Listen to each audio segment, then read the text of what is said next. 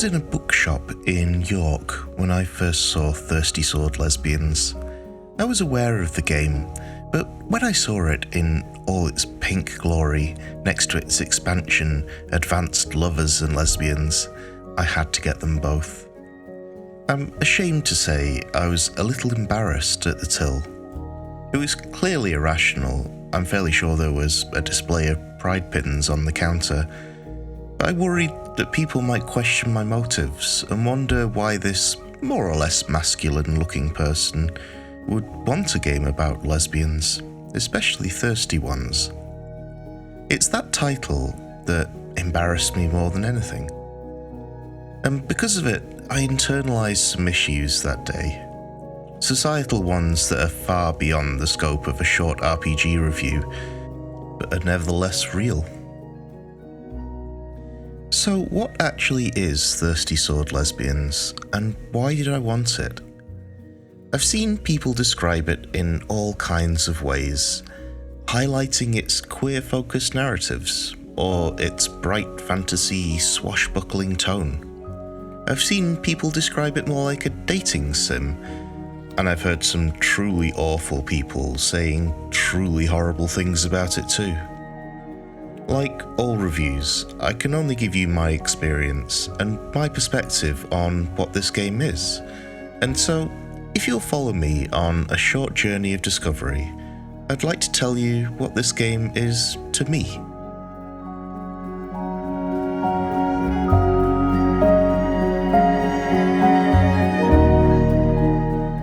The book is bold and striking on your bookshelf. It's dense and heavy, which is a feature of Evil Hat books that I appreciate. And something else I appreciate a lot is how the characters in the artwork reappear throughout the book, telling snippets of stories along the way. I counted at least 6 different universes with their own sets of characters. Most of them represent the different playbooks, so here is the Beast and the Seeker, with a non-playbook character that I'll call Sue Perkins.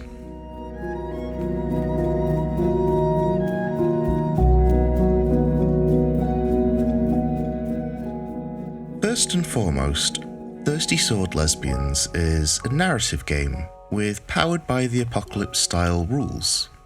That means you'll play to find out what happens, role-playing until you trigger a move that tells you how to proceed. You'll find just enough moves to tell swashbuckling romantic adventure stories, catch-all rules for flirting, fighting, and heroically facing danger, and slightly more specific rules for developing relationships. If you're curious, by the way, the most thirsty core move is finally kiss in a dangerous situation. So, despite the jokes and some of the misinformation, this isn't an explicit game. If a move asks you to roll, you roll 2d6 and add the stat it tells you to. Each move is different, but as a rule of thumb, a 10 plus is a success, a 7 or higher is a success with a complication, and a 6 or lower triggers a GM move that twists a knife in the drama. A more unique mechanic is strings. These are a kind of currency that represent the respect different people have for you, NPCs or players. So when a move says gain a string on someone, you've made yourself in some way interesting, enticing, or even fearful to them, and it gives you a little bit of sway and your words a little bit more weight. When you try to influence someone, you can spend a string you have on them to add a bonus to a roll or persuade them of something. This even works between players.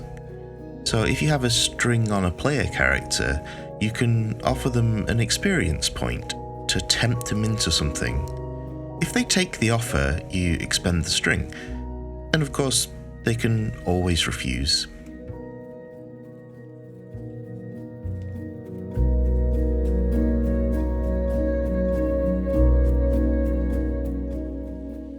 Before you play, you'll want a setting and a tone. Thirsty Sword Lesbians is actually super versatile, and it shows that off with 6 wildly different settings, each with themes, NPCs, and adventure hooks. There's Starcross Galaxy, a utopian space opera with elements of both Star Trek and Star Wars. The cozy urban fantasy of Lesbians Coffee House, which exists between the mundane and the magical world. The dystopian tech noir of Neon City 2099, where hackers ride light cycles and wield neon swords against the oppressive megacorp. The Three Orders of Ardor, a world where sex work is considered a sacred profession, and so holy warriors might also be exotic dancers. The Art Deco jazz punk of Les Violettes Dangereuses, a world of dance clubs, airship heists, and dissident art. And finally, Uisa Revolution, a utopian enclave of indigenous folks and refugees holding out against colonial empires. And there's a handy worksheet for creating your own setting as a group by building a positive community at odds with 2 toxic powers. Alternatively, there are 6 adventures for shorter games, like the magical girl-inspired Sparkle Heart Magic Force Go, or a very silly wedding day scenario with battle nuns and Captain Cucumber. Next, each player picks a different playbook. You can think of these as classes if you're used to that kind of system, but it might be more helpful to think of a playbook as an emotional theme with internal conflicts that are central to your character. And each of these themes is a common trope in queer fiction. I actually recommend choosing primarily with that in mind, and before you look at the art or the moves, look at the second paragraph in bold and see if that appeals to you, because the playbook mechanics are mainly about drawing on those conflicts.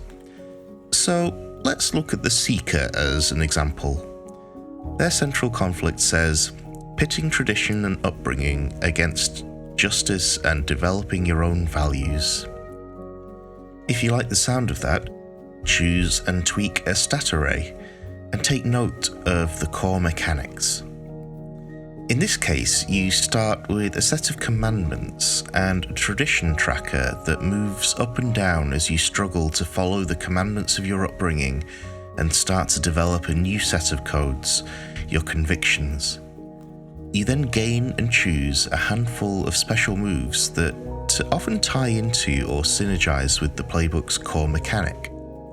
And lastly, your playbook gives you truths of heart and blade, little extra features that activate when you become smitten with someone or try to figure them out. Hopefully, all this gives you an idea of what to expect from the story when you start. Swashbuckling adventure, romance, and external conflict from the world, vulnerability, emotional development, and inner conflict from the characters.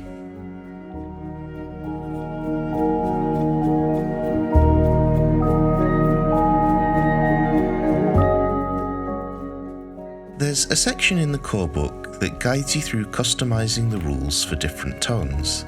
It gives you some optional extra combat moves if you prefer more structured gameplay, as well as relationship moves that add a bit of vulnerability.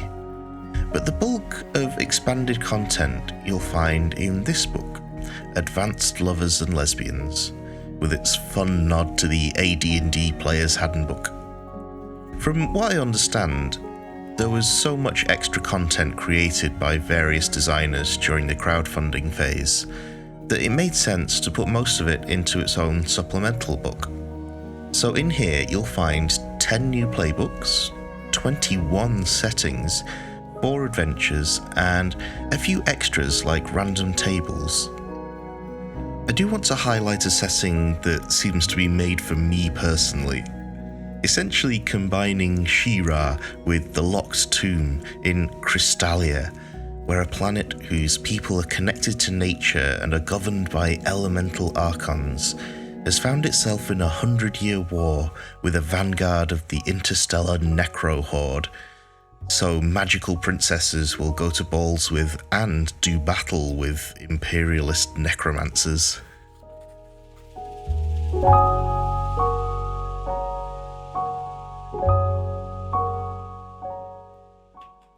For a game largely about building community, Thirsty Sword Lesbians doesn't have an accessible one of its own. No place to advertise games or share homebrew that I found. And yet, in some ways that makes sense. Personally, despite all the safety tools in the book, I'm not sure I'd be comfortable playing TSL with a group of strangers. There's a whole host of cultural issues here that I'm having to restrain myself from talking about. This is a short, cozy RPG review, not a ContraPoints essay, so it's time to move on.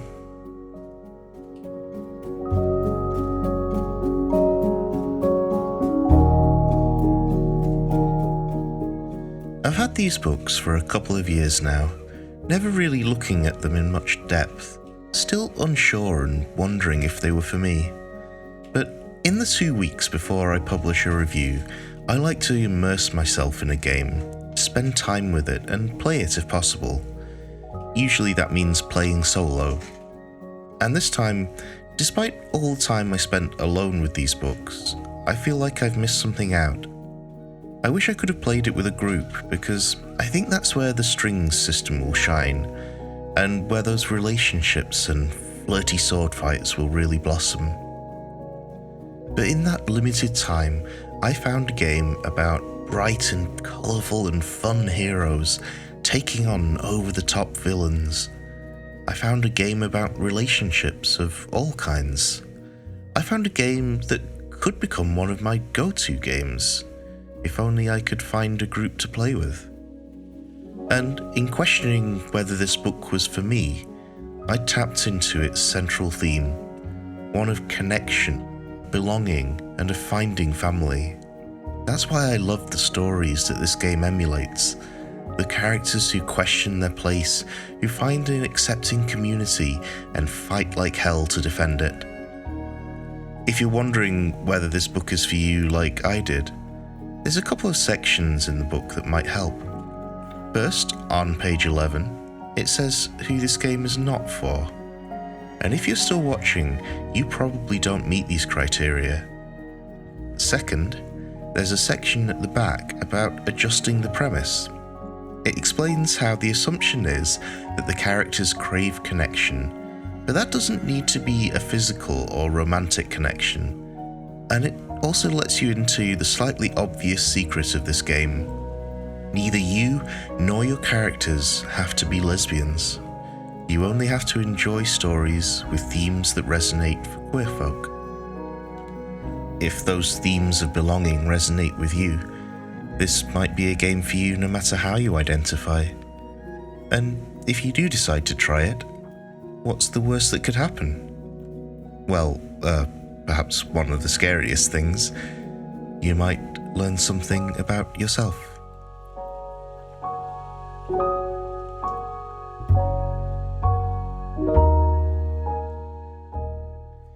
Thank you ever so much for watching, and a massive thanks to this month's Ko-fi supporters who continue to bowl me over with their kindness. The next game I'm planning to cover, by the way, is only slightly less gay, but it is much less well known. So if you haven't already, please do subscribe to discover a new game every couple of weeks. And until then, happy adventures.